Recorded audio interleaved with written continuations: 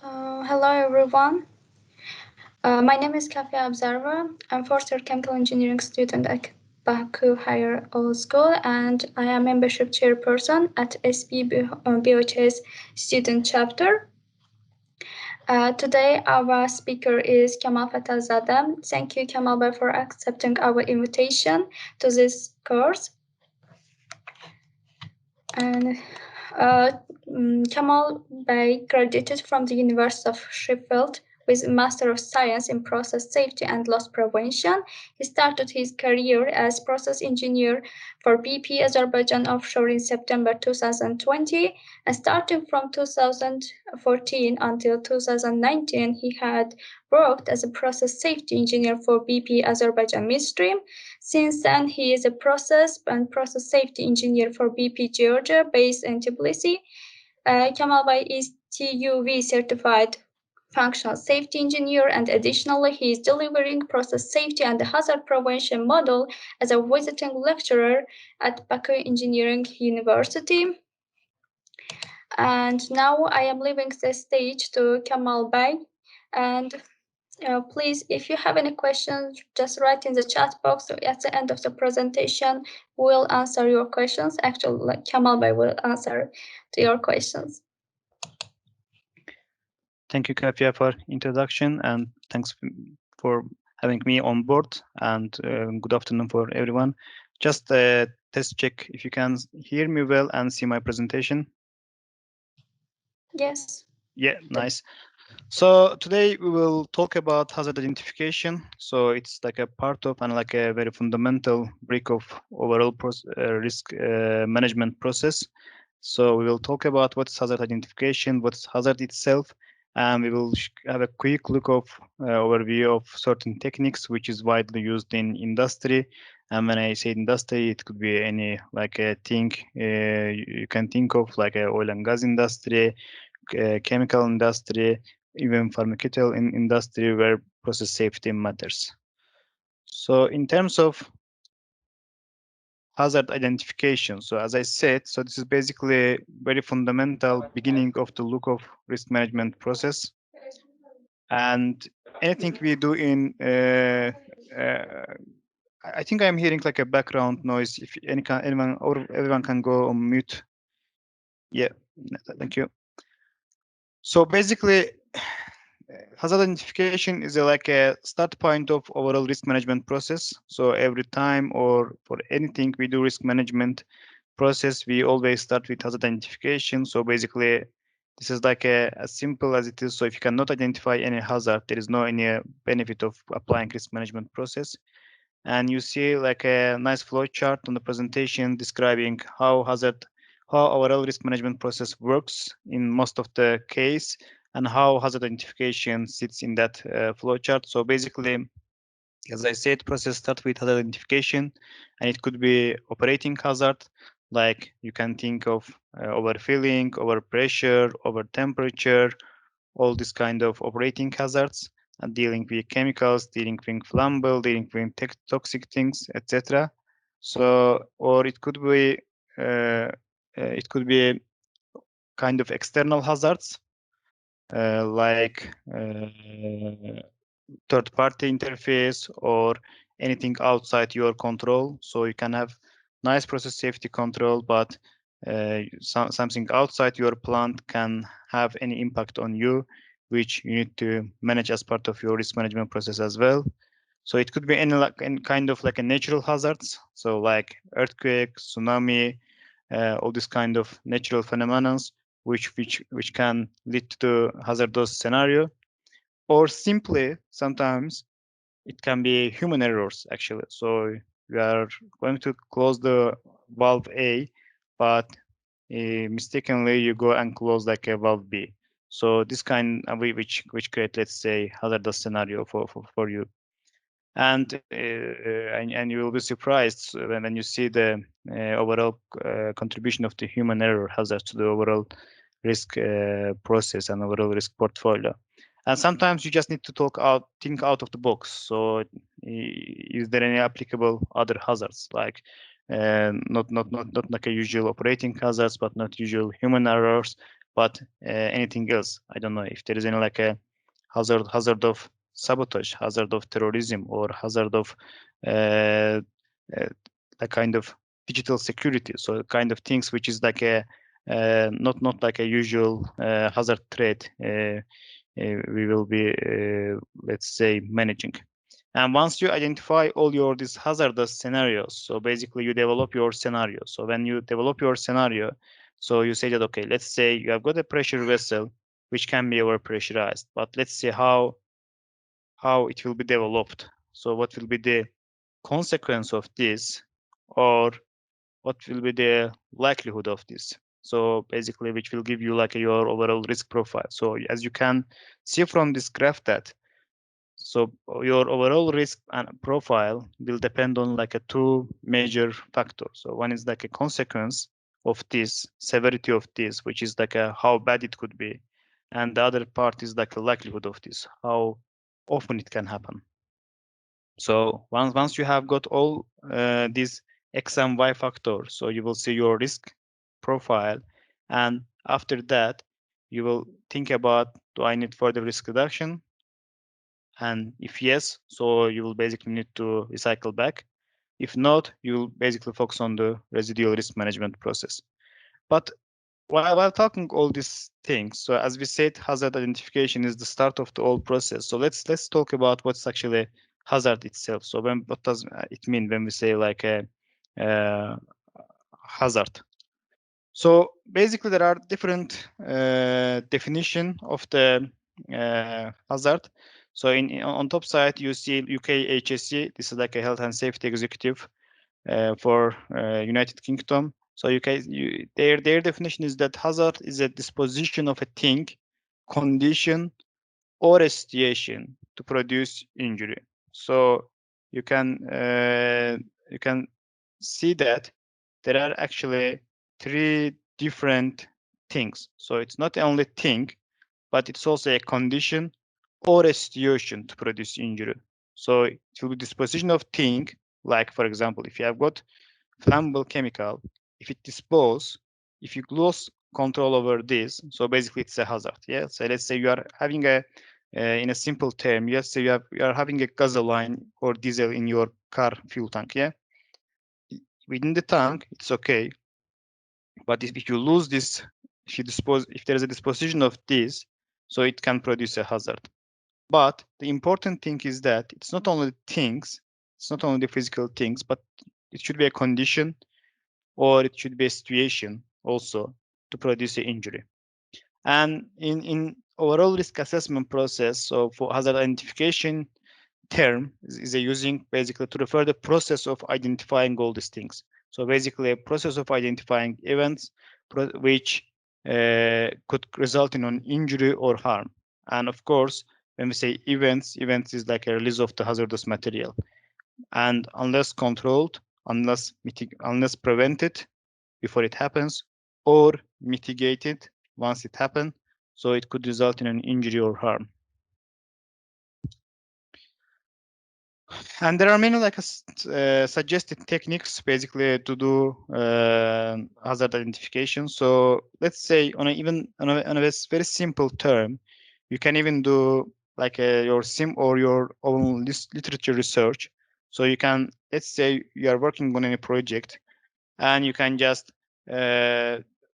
basically look at you can just do literature research on an incident on similar plants, basically to identify what happened to someone else who is dealing with the same kind of things. So obviously, and most probably, you will not be the first person dealing with this kind of chemicals, yeah, unless you're doing, I don't know, something very unique. And so, and probably something already went wrong for them. So basically, you can do like a literature search for incident on similar plants. So basically, to identify what could be the hazard. Or also, basically, you can do. We have got like a systematic tools to identify the hazard. So you can do HAZOP of a process. HAZOP is like a hazard and operability study, which is like a systematic process to identify the hazards. And usually, once we do HAZOP, we do LOPA, layer of protection analysis to define if you have got enough safeguards, but it's not like a part of hazard identification. So it's not hazard identification. It's once you identify your hazard, basically to understand if you have got enough safeguards to prevent or mitigate it. Or sometimes we do fault tree analysis to identify contributor to the top event. So once we have got event, we basically quantify this to understand what are the contributor to this and what could be the, even sometimes most of the time we quantify this to understand which contributors are the top contributor. And this kind of things usually used as like an input to our site risk matrix or quantitative risk assessments. So basically, as you can see, there are a wide range of the techniques to identify hazard. So it can be simply doing like literature review to understand what happened to someone else who is already dealing with this, from the simple thing to complex quantitative risk assessment to understand the risk profile. And when we say like doing literature review or using like a past to predict the future, so there are certain incident data which is like a useful. So one of them is like a loss prevention bulletin, so where you can find especially as a student, you can find many like a different and valuable learning on the loss prevention. And there's also Marsh and McLennan, so who is periodically issuing the 100 largest loss. So basically, it's really valuable source of information. So showing what happened to industry over the past years, and they are focusing on the like a worst credible ones, like in terms of like a severity, like in terms of the number of fatalities, or in terms of the damage to the environment. And these things, as far as I remember, Marsh is like a public, so you can just Google it and find this. And there is also WOOD, World Offshore Accident Database, though I am not sure if you can publicly access this. So basically, every offshore installation basically trying to contribute this database. So basically, they are putting like accidents as an input there. So basically, this is like a nice database of accident happened in offshore facilities. And there is also facts like failure and accident technical system. There's also HSE forms, and there's also a hazard intelligence hint. So basically, these are the valuable source when you want to access to the incident data, basically to further use in your like, hazard identification process. And when we say hazard identification, so basically for hazard identification, the simple question is what can go wrong? So basically, whatever you are dealing with, which system you are working on, so the simple question is what can go wrong? So basically, it will define all your scenarios. So then once you identify what can go wrong, so then you are, if you remember our first chart where we are talking about risk, consequence, and likelihood.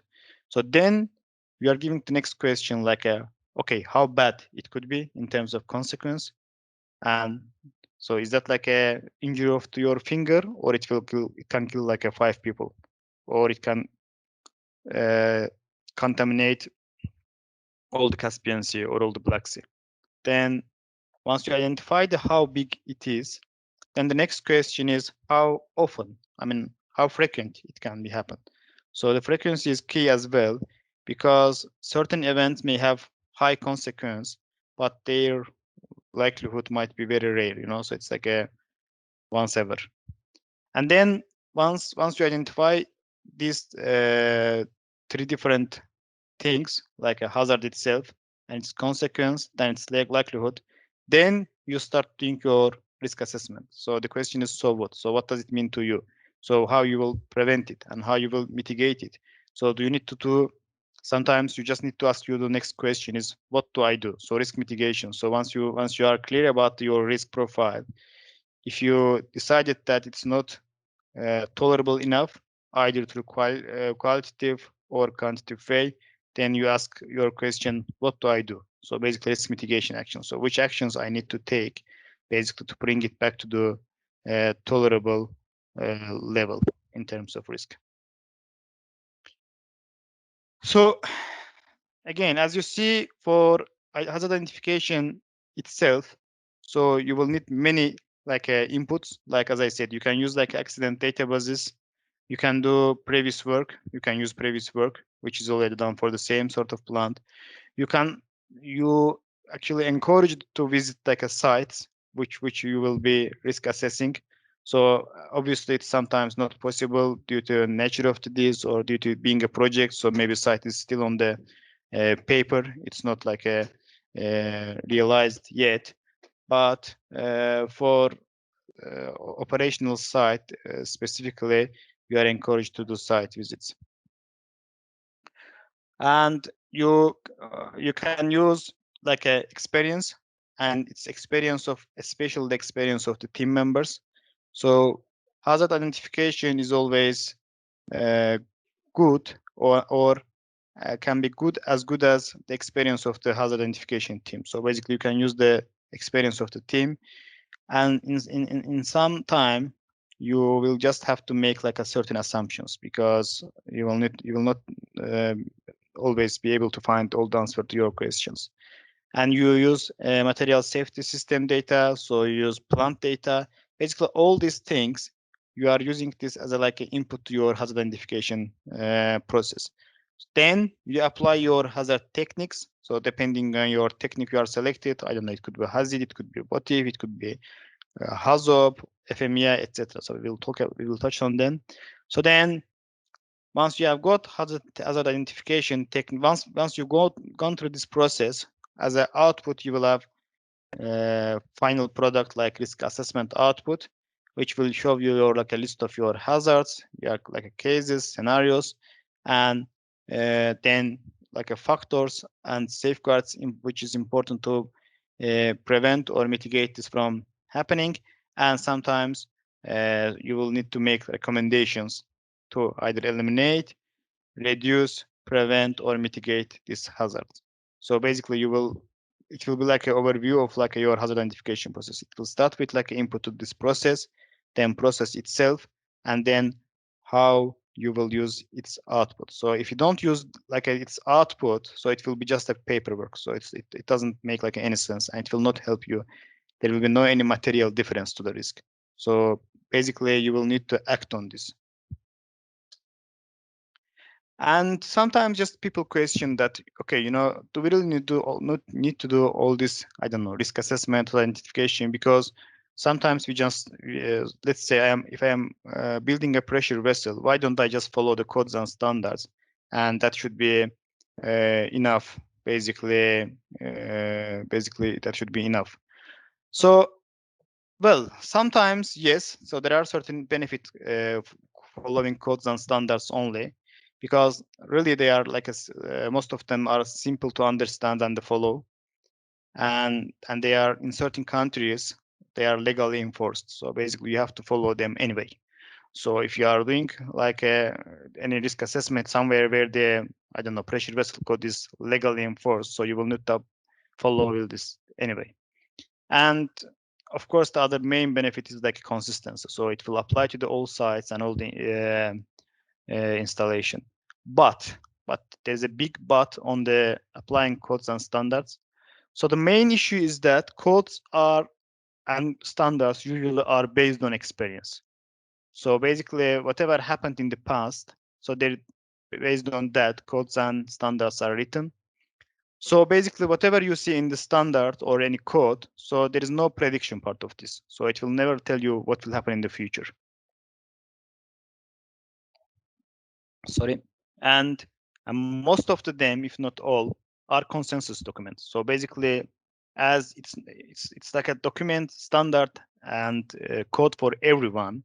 And I say everyone, it's like a code for the like a major companies. I don't know if you talk in our oil and gas industry. So this is code for, I don't know, BP, Shell, Total, Exxon as well. But also it's code for like a small company which consists of 5 people and 1 storage tank.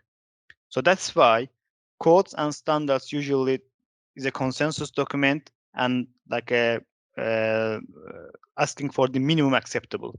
So they will not most of the time they will not force you to do best or to do at least cost benefits analysis to understand certain things. And so some of them are not like a performance based. So when I say there is no performance based, so basically some of them are like a based on arbitrary, so there is no specific consequence analysis, and they just say that these should be installed 5 meters above X. Yeah, there is only 5. It clearly says that 5 meters. So it's not performance based to understand that what's your specific hazard at your site. Maybe it's not 5 meters for you. Maybe for you it's 3 meters, or maybe it's for you it's 10 meters. So there is no consequence analysis. They just say they are very prescriptive. They say that this is the requirement. So your X should be installed or shall be sometimes installed 5 meters above Z, and that's it. And as I said, as they are common for everyone, they cannot account for site details. So land use, layout.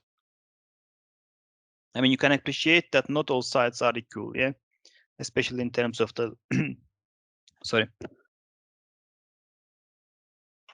especially in terms of the layout and land use. So there is no site-specific guidelines on the codes and standards. So it's like a minimum acceptable for everyone.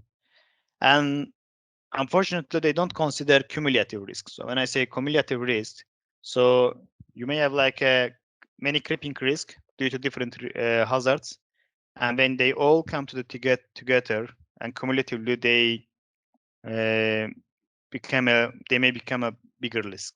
But this codes and standards doesn't look at like cumulatively. They just look at for their open pieces. And that's why actually some of them, and even I would say most of them, needs to be supplemented by other hazard identification methods. And when there is a legally enforced codes and standards in certain part of the world, like a US, UK, or EU, or Far East, so most of the time companies go for compliance. So as standard asks for compliance, so compliance required, but sometimes it's insufficient to demonstrate that risks are controlled. You just comply with the standards. So to sum up, so there are still nice, good benefits from applying codes and standards only, but there are many issues about that which needs to be supplemented by hazard identification techniques to basically address all these specific concerns listed there. And they are not exhaustive list, by the way.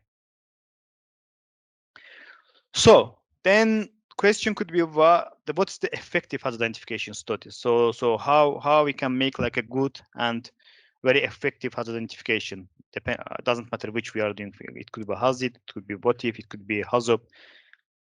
So as I said, so risk hazard identification is a combination of experience and prediction. So there should be some like experience part. So based on learning, based on incident, based on past, based on own experience. It could be engineering experience, it could be maintenance experience, it could be operational experience, but there should be also some prediction part as well. So this could be based on personal experience, as I said, like a personal experience of the engineer, operation technician, maintenance specialist himself or herself, or historical data source, as we discussed. So you can use like this, or sometimes you just need to apply cognitive abilities to basically predict certain things. And to achieve this combination of the experience and prediction, so it requires really good system definition and understanding. So basically, if you are doing hazard identification on, I don't know, hydrogen plant, you need to have a good knowledge of the system knowledge of the and understanding of the plant you are doing like a hazard identification. And ideally, it should be multidisciplinary team. So I mean, as we, or in future you, as we engineer, we think like in different way, but people who operate them, operational person, may have like a different view on that. People who is maintaining this, doing like, I don't know, annual preventive maintenance, will definitely have different view because he's trying to maintain this specific vendor who is manufacturing and delivering I don't know, complex rotating equipment like compressor will definitely have his own view of the things. So that's why effective hazard identification always require like a multidisciplinary team. And definitely you need to have a good recording. So good recording for future use, good recording for auditability, and good recording for proper use of the hazard identification as an output. And so you can see that. So in life cycle of the project, from like from preliminary things to up to operation. So I mean, you may have like a very different hazard identification techniques. So when then you have got like a project as like an outline, as an idea, so you don't need like a detailed things. You can use like, I don't know, concept hazard analysis or process hazard analysis. Then once your project became a mature, so when you have got like a at least idea of process what you are going to do, then when you have got like a preliminary design, you can apply like a HAZID, which is hazard identification, or you can apply SWIFT, which is structural technique. And then you have got detailed design available like on a tag level, on equipment level. So what you will have as a pressure vessel, how many transmitter you will have on this, what's the line size, what's the PSV on that, etc. All this kind of detail. Then you will do like a HAZOP or FMEA. So you can see that this is also kind of life cycle. So you don't have to apply everything to everywhere. So depending on the details available, so you will apply more complex and more complex techniques. And then we can ask a question to ourselves that why we have got like a, I mean, what we will achieve with this. So once well, let's say we are going to the HAZID next week, yeah, next Monday. So what's the goal of our risk assessment? So why we should spend, I don't know, 2 weeks or sometimes 2 months on these things. So basically, first of all, so it has got certain primary goals, which is, of course, the main one is completeness. So basically, it will represent you a set of scenarios which could happen at your site or your installation. And as I said, this is like a knowledge base, so it will utilize past incidents and studies. And as it will be a multidisciplinary team, it will allow you lateral thinking. But there are also some supplementary goals as well. So, I mean, you can imagine that anything in process safety world, and especially in hazardous business, it's just like a serious business and it could kill people. Yeah, it could cost millions of dollars. It could damage environmental dramatically. So your hazard should be auditable. So that's why auditability is also one of the goal of the hazard identification. So track the process, so good documentation, and it should be a structured way. So to help to ensure there is a completeness, and there is detail available even in future. So if you want to look at certain details, so you can easily, it should be in a structured way that you can easily go and check for this. And of course, it helps a lot in terms of the efficiency. And I mean, it shouldn't be a surprise that quality in hazard identification is really essential, because if you remember the first flow diagram I showed you, so hazard identification is really critical to the risk process. So it's like a beginning point. And if you don't have, as I said, if you don't have like a start point, if you cannot establish a good start for risk assessment, risk management process, so basically it will be basically waste of effort. So, and I mean, there is also I mean, both like a site could be harmful, like underestimation or overlooked. So if you have got like a overlooked hazards, so basically which means that you underestimate the risk.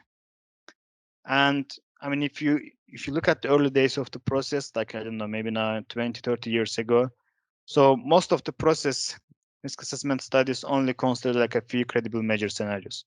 So they look at like certain things which is either happened to someone else, so they know that it could happen, or some of the things are like obvious due to physics and chemistry of this. Yeah, so if you are, I mean, it's clear that if there is a flammable atmosphere and if you ignite this, there will be a fire or explosion. Yeah, so this kind of things, so obvious thing. But now, like a modern studies consider many more scenarios. So both high consequence and low likelihood event, which we call like a worst credible scenarios, and some low consequence scenarios as well.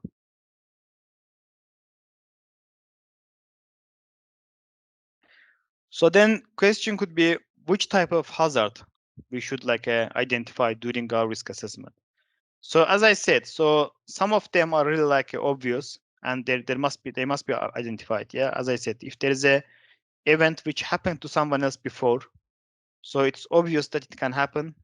So basically your risk assessment and hazard identification should identify this. And also there is obvious hazard due to physics or chemistry. So as I said, if there's a flammable atmosphere and if you ignite this, it will ignite and it will create fire or explosion depending on the confinement or congestion. So basically these are the obvious things which must be identified during your hazard identification. But there are also accidents which can be inferred from the obvious things or like events which has happened, and ideally they must identify it as well. And sometimes you need to go beyond that and identify simple combination of the event, and ideally they should be identified as well, or some recognized hazards which can be defeated by installation, maintenance, or operation. So basically you need to identify them as a hazard, but it's okay that you can control this through different means.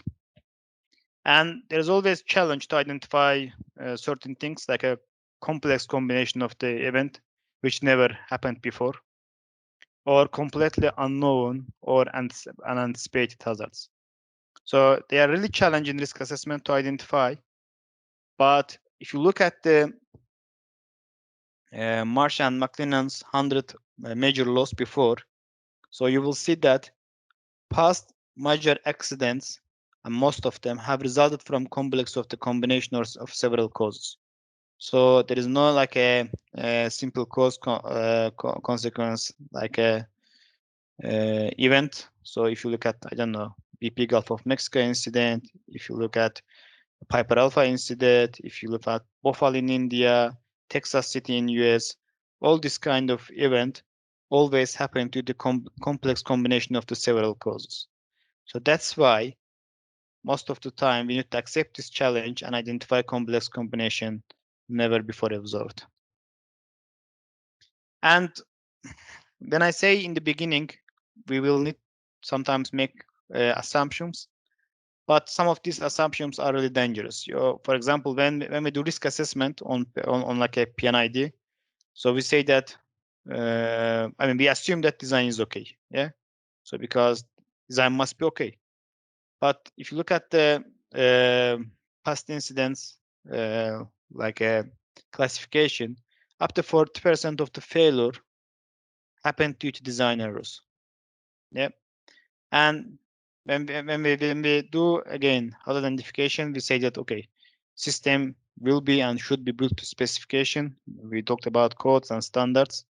But if you go and take your PNID and walk through the line at your site, you will see most of the time drawings do not often reflect the as-built plant.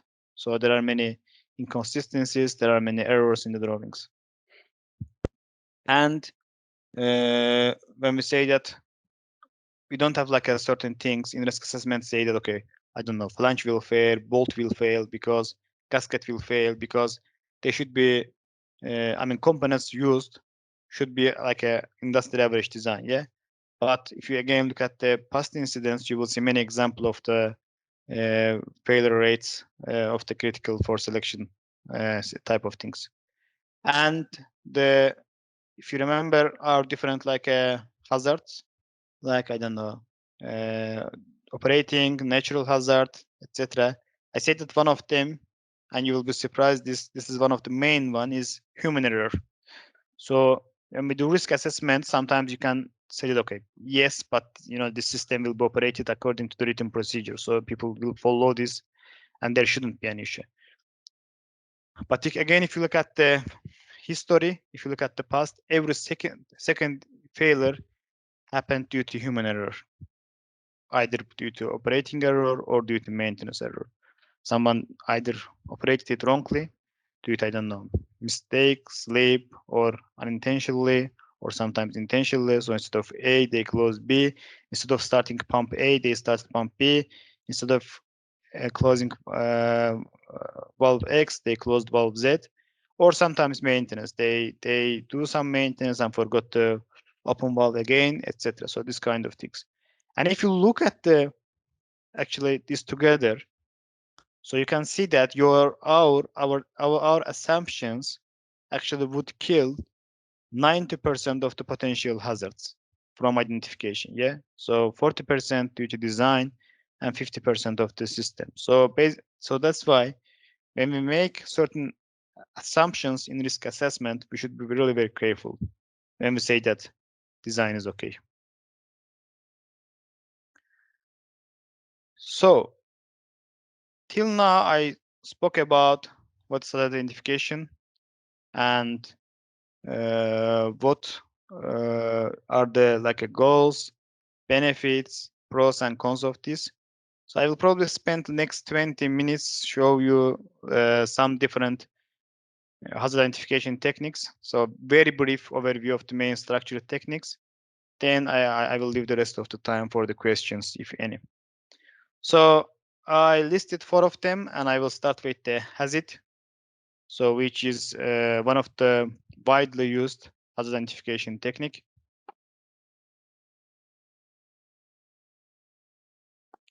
So HAZID, basically we use HAZID for checklist type of hazard. So this is like a checklist type of hazard identification technique. So basically you use a predefined checklist, systematically identify the hazard. And it is really technique for identifying hazards at high level. So when I say at high level, so you do HAZID normally, you don't, when you have got like a preliminary design. So basically you are trying to identify things. Basically you are trying to identify significant hazards for a facility or operation. So you don't go to like a equipment or tag level, but you are doing this very high level. And it's of course, as being a checklist type of hazard identification technique. So this is like a systematic review of causes and consequence of the hazardous events. And obviously this is higher level and less detailed than HAZOP because you're doing usually HAZID on like a preliminary design and you're doing HAZOP on like a detailed design. And when we perform a HAZID, so we use a checklist to identify the potential hazard, and checklist would ask you to look at the fire hazard, explosion hazard, impact hazard, loss of containment. And when they say loss of containment, so obviously it's like a unignited case because you will look at the loss of containment ignited case under fire or explosion. Or sometimes you look at the process upsets, so which will create like operability issues. So it may not like cause significant hazard, but it may create like operability issues. Or certain process upsets will require startup and shutdown, which is another hazardous event to basically consider. And you look at the equipment failure, what will happen if your major equipment fails. And you look at human error. If you remember, we said that every second incident is due to human error. And you look at the human error, like mistakes, like slips, like sometimes like intentional things. So sometimes due to fatigue, due to doing this more frequently, due to being under stress. So human errors is inevitable. So basically it should be identified and managed properly. And you look at like a structural failure. So there will be a lot of structure supporting your facility and plant. So failure of the certain structure may create very hazardous scenario. And you need to look at the routine discharge. Of course, environmental side of this. You need to look at the extreme environmental condition. which including like a natural hazard as well.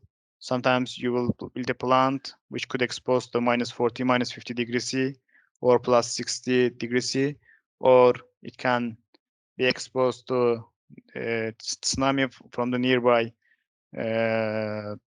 like a sea, etc. And you will need to look at the utility failures. So you will need many utilities to support your site, like a power, instrument air, plant air, nitrogen, and you need to understand what will happen if your power left. What will happen if there is no nitrogen supply at site, basically, let's say to purge your compressor seal or your flare header. Or what will happen if there is instrument air failure to your critical emergency shutdown valves. All these kind of different things. And so when you use checklist, so what you do normally in HAZID, so you can look at widely like a global node what can happen in your site at all, or sometimes you need to consider specific plant section. So I will show you like a simplified HAZID process.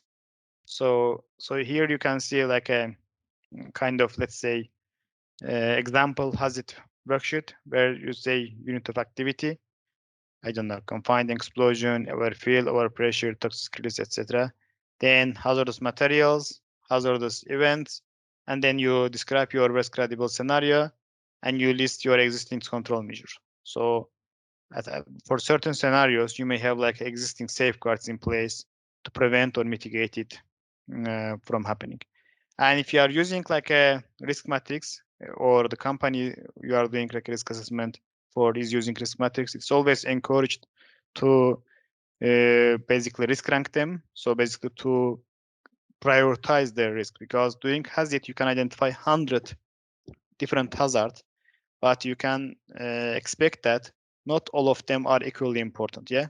So some of them will be minor in terms of severity, consequence, and some of them can be major. So that's why it's always encouraged to risk rank them in terms of severity, likelihood, and in terms of the risk ranking of this if it's available, so that you can prioritize these things. And in terms of the process itself, you start like a identify cause. Then once you identify the cause, you evaluate its consequence. Basically, you have got like a cause. What could be the cause of this? And then what could be how? And again, if you remember, like our question. So in terms of identify cause, it's what can go wrong. And in terms of identify consequence, it's how bad it could be. And sometimes, if you are doing like a risk matrix approach as well, so you need to ask the second question, which is how likely as well. So to understand its likelihood. Then you can risk rank this, as I said. So this risk ranking could be a very qualitative one, like I don't know, high, medium, low. So you can have like I don't know 3 different severity and 3 different likelihood. I don't know, rare, moderate, and often. And it could be like a very detailed quantitative risk assessment, as some of the companies use. I like to 5 to 5 risk matrix, 8 to 8 risk matrix. And then once you identify this, you add your safeguards. So to basically identify your likelihood as well. And then, so basically once you're done with this, and if you feel that there is not enough safeguards, you can add recommendation action basically to mitigate this. Then you will move to the next hazard and repeat this for the all processes. Again, the cause, consequence, likelihood, risk ranking, and the next one. And I will show you one example. So this is kind of workshop which we are doing sometime with students. So this is like a plant nearby sea. This is like a ethylene oxide production plant. You can see there is a 2 ethylene glycol storage and ethylene storage jetties, and they are offloading storage there. Then it goes to the production unit, like a distillation reactor and production. And then there's a unit for ethylene glycol production. There's control room to control this process, and there is a place for store the produced, let's say, ethylene oxide. And there's a tanker loading bay to basically unload and transport it further. And there is a small maintenance workshop, basically to do certain maintenance activities. So when you do HAZID on this kind of plant, and if you remember your checklist, which is saying that look at the fire, explosion, impact, process, human, etc. So you basically pick one of these things. Let's say you have got fire, yeah, where you can have like a fire, and you can either do this through your overall site or certain part of the site, and then basically you will ask your question. So what can go wrong? For example, in terms of fire, what can go wrong in ethylene storage area? So what can cause to the fire? So when you identify there is a cause for fire, so let's say there is a storage tank, and you can say that if there is a leak from storage, which can ignite and have a fire around that long storage tank, then you are trying to understand what could be the consequence, yeah? In terms of, we identified now what can go wrong, but let's see what could be the consequence of this. And once you identified its consequence, then you put your all the safeguards available at sites to prevent and mitigate this. And if you feel that no, this is not safe now, you will add actions basically to further mitigate this. And for certain certain things in this checklist, you can use for the all sites, so which can be applicable to all sites. But for certain things, you will basically need to focus on the smaller or certain part of the sites. So you can see that there's a ethylene oxide production process here. So you can see that there is a reactor there, distillation there. So there is a reaction process there, which could cause certain process hazards. So for certain things, you need to focus on this part of the plant only. Or if you have got external hazards, I don't know, like tsunami, so it could affect all sites. So basically, certain of them from checklist may be applicable to all of the site, but the other may be to the certain part of the site. So for example, here, once you have got ethylene oxide production, so you are doing unloading and offloading to the road tanker. So this is this risk is very specific to this part of the plant. So there's a track coming in, so you are filling the track, you can overfill the track, etc. So basically, this is like a location specific risk. And the other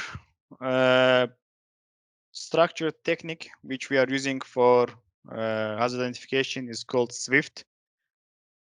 It's like a abbreviation for structural what if technique.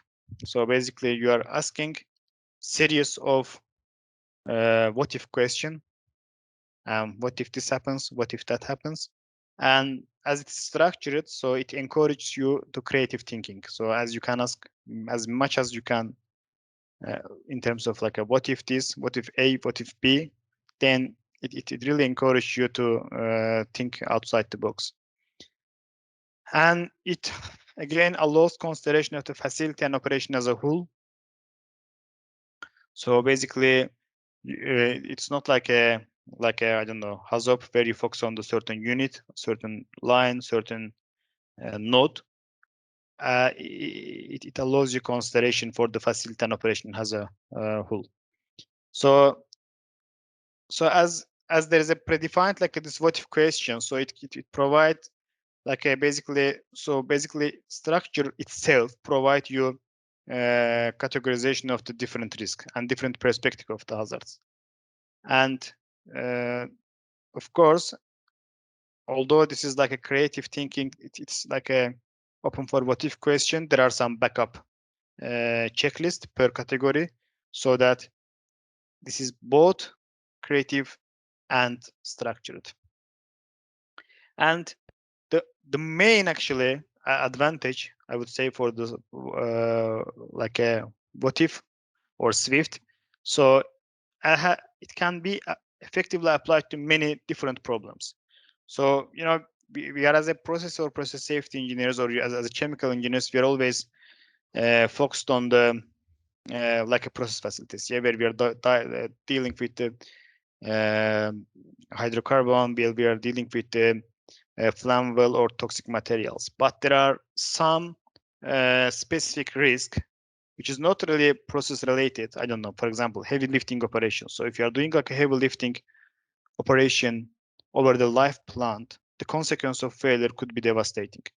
But it's really not process related. So it's really about the lifting itself, which you need to identify and manage. And so what if is really good tool for this kind of different problems like heavy lifting operation, I don't know, mid-air collision, which is not process related, but consequence is directly related with the process, with the material you are dealing with. And there are typical categories, as I said, although it's like a creative and what if questions, but there are still certain categories, backed up categories, basically to that's why it's called actually structured what if. So it still has got some structure. So you talk about material problems, you talk about external effects, and again, wherever you go, which techniques you use doesn't matter. You always need to identify operating error or human factor issues, because as I said, every second incident is directly related with the human error. And sometimes for the it's used for the analytical or sampling error or equipment instrumentation malfunction, process upset, utility failure again, as we discussed in HAZID. So power failure, instrument failure, nitrogen failure, etc. Or integrity failure. So how you will deal with the integrity management of this specific unit or specific plant part. Emergency operation. So if what will happen during transit condition, what will happen if there is an unplanned shutdown, and what will happen if you release to the environment. So as you see, although we consider Swift as a encouraging creative thinking tool for hazard identification, because you can ask as much as you can in terms of what if this happens, what if that happens, but still there are some structure behind that which make it even more useful. And next tool is about FMEA.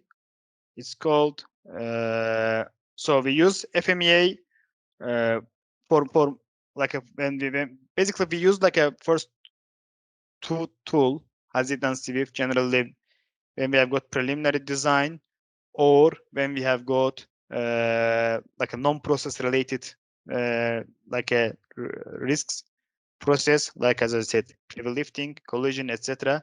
But we use FMEA and HAZOP, the next two one on like a detailed design on an equipment level. So FMEA is like a failure mode and defect analysis. So I think the name itself is self-explanatory. So basically you identify your failure modes. Then based on that, you try to understand, analyze the effect. And it's called like a bottom to up approach. So basically you are focusing on like a component rather than focusing on the system itself. So I will show you what does it mean. And you can imagine that when we are talking about components, it's always like mechanical components, electrical components, instrumental components.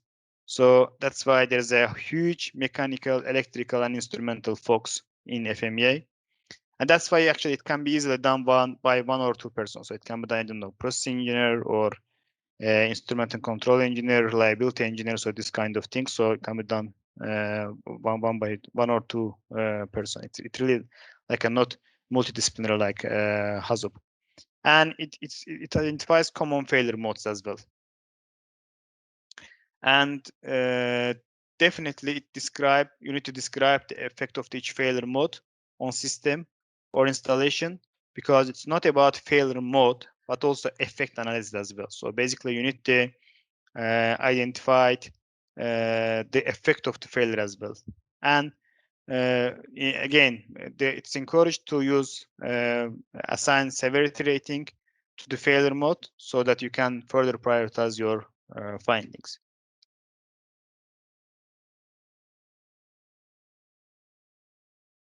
And here you see like a hierarchical breakdown of the system in FMEA. So when I say from bottom to top approach. So this is what I mean. So for example, let's say you are doing FMEA on high pressure air compressor, yeah. So then you further break down system into the components and then subcomponents. So basically you say, okay, high pressure air compressor. Then you say, okay, it's motor, instrumentation and monitor, cooling and separation, lubrication, and compressor itself. Then you further further break down the each like a component into the subcomponent. For example, for lubrication, we say we have got a reservoir, oil heater, main pump, two filter, and then cooler and oil pumping. And then you go like a down and down till component level when you stop where there is no further meaningful breakdown. For example, for filter, you say housing and filter itself. So here, I think you should stop. Yeah. So there is no any like a further incremental benefit to divide housing into components because physically you cannot. So it's just a housing.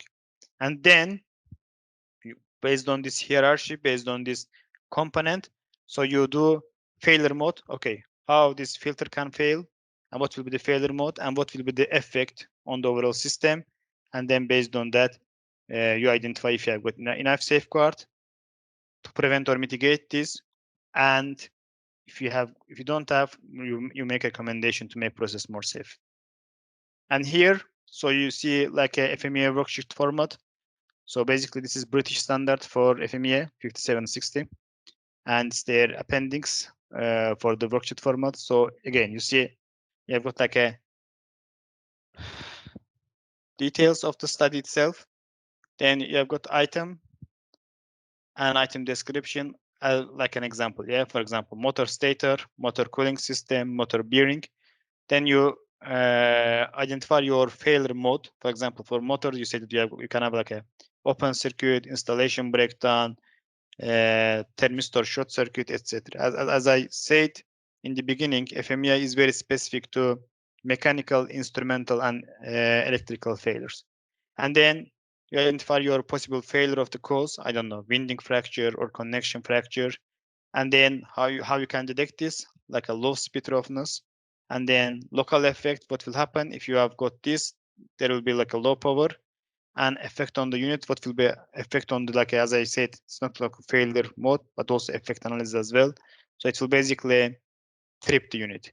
And if you have got like any compensating provision against the failure, which are your safeguards to prevent or mitigate this from happening, and you identify, you assess, you assign severities. So which one is like a more severe for you in terms of consequence. Then if you see that you don't have any like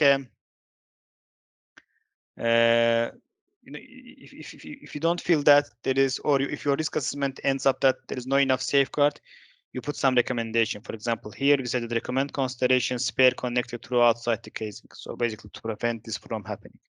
So this is how basically FMEA process work at component level. Last but not least, which I put in my list. So this is about HAZOP. This is HAZOP, hazards and operability. And so if you look at the jumbled definition of the HAZOP, it says hazard and operability studies are formal. First of all, it's formal, qualitative. So it is qualitative. It's not like a quantitative. It relies on the experience, judgment, personal assumptions, but yet systematic and rigorous examination of the plant. And how we are doing this examination, we basically divide them into certain small part, which we call nodes.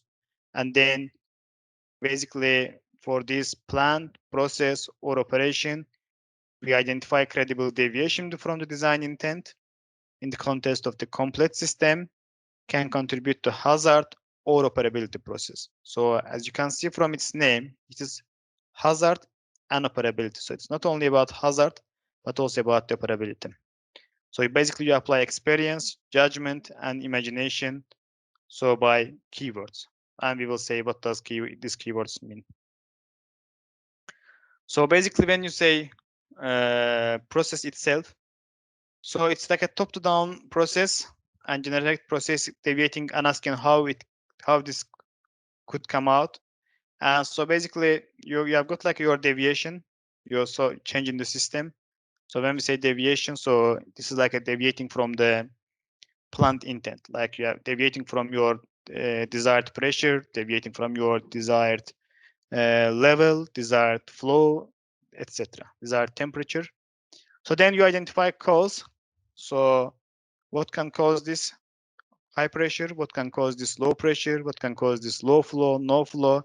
What can cause for high level? Then once you identify this, you identify consequence. So what happens as a result? So let's say you have got a vessel and your deviation is high level, and let's say you close outlet and forget this, and you are filling this and you overfill this. So what could be the consequence?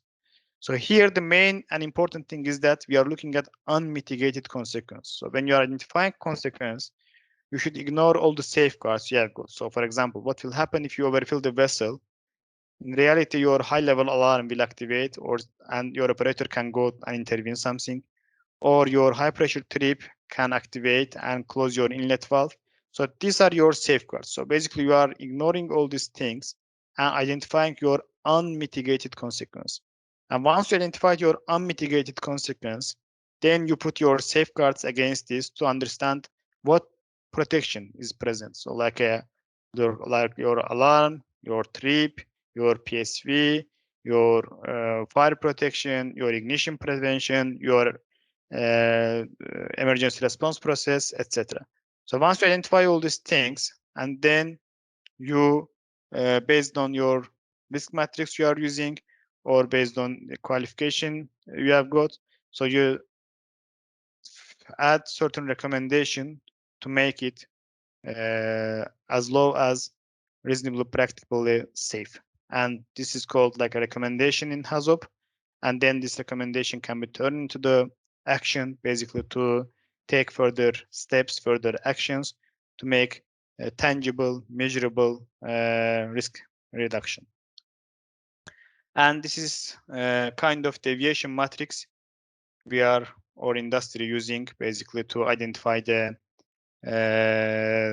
deviation from the process intent. So basically we have got certain parameters like flow, pressure, temperature, level, reaction, etc. Then we do certain deviation from this, like for example, flow parameter, but more flow, less flow, no flow, reverse flow, composition, contamination, misdirected flow. Then for pressure, high pressure, low pressure, like a no pressure, which is MACON. For temperature, high temperature, low temperature. So then for this one, so basically you will try to identify, once you have got this deviation, so you are trying to identify cause for each deviation. For example, what can cause to the no flow? And then you say that, okay, if I close valve XY in error, so there will be no flow of the process gas and it will overpressure as the upstream. And then you identify what's the consequence, and then you put all your safeguards to see if it is safe enough. So with this, I think I will just pause here. So this is a very brief update of the hazard identification, overview of the techniques, and pause here to see if there is any reflection or any question. Thank you very much, Kamal Bey, for such an insightful presentation.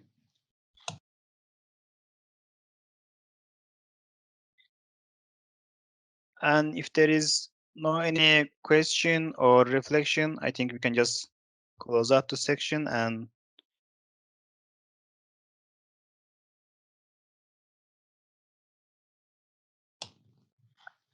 Yes, it seems there is no question. okay, then have a nice weekend and talk to you later, and see you all later. Thank you very much. Thank you, Kamal Bey. I believe most part of this presentation is quite new for some of our participants. Therefore, we have got not so many questions. Thank you again. Yeah, it was my pleasure.